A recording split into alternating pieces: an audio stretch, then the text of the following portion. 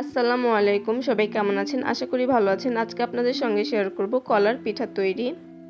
পিঠাটি বানাতে খুব বেশি সময় লাগে না, অল্প কিছু উপকরণে পিঠাটি তৈরি করা যায়, খেতেও ভালো লাগে। পিঠাটি বানানোর জন্য প্রথমে একটা মিক্সিং বোল নিয়ে নিব। এরপরে এর মধ্যে নিয়ে নেব 3টা পাকা কলা। এখানে আপনারা কলার পরিমাণটা বাড়িয়ে বা কমিয়ে নিতে পারেন। কলাটা ভালোভাবে ম্যাশ করে নিতে হবে। কলাটা ভালোভাবে ম্যাশ করা হয়ে গেলে এর মধ্যে দিয়ে দিব একটা ডিম।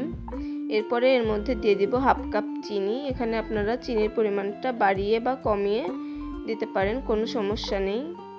এরপর এর মধ্যে দিয়ে দেব পরিমাণ মতো লবণ, হাফ চা চামচ এলাচের গুঁড়া, যাতে করে ডিমের গন্ধটা না থাকে। দিয়ে ভালোভাবে ফেটাতে হবে।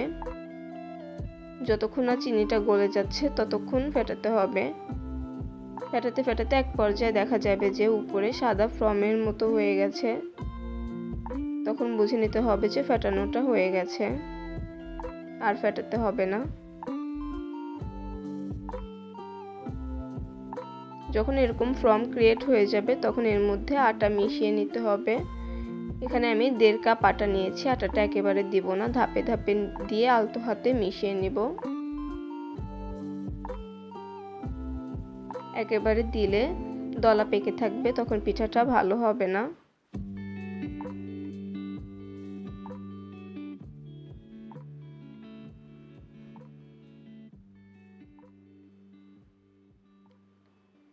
ব্যাটারটা রেডি হয়ে গেছে। ব্যাটারের ঘনত্বটা দেখে নিশ্চয়ই বুঝতে পারছেন কেমন হবে। এরপরে পরিমাণ মতো তেল গরম করে নিব। তেলটা গরম হয়ে গেলে অল্প কিছুটা ব্যাটার হাতের মধ্যে নিয়ে গোল করে পাকিয়ে তেলের মধ্যে দিয়ে দিতে হবে। ব্যাটারের ঘনত্বটা দেখে নিশ্চয়ই বুঝতে পারছেন। সবগুলো পিঠা একইভাবে দিয়ে দিব। যতগুলো একেবারে ধরে সব দিয়ে দিয়েছি, বাকিগুলো পরের ব্যাচে ভেজে নিব।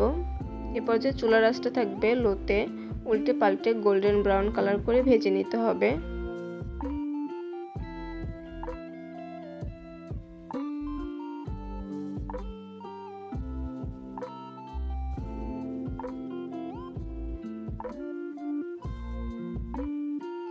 ভাজা ডান, এবার তুলে নিব।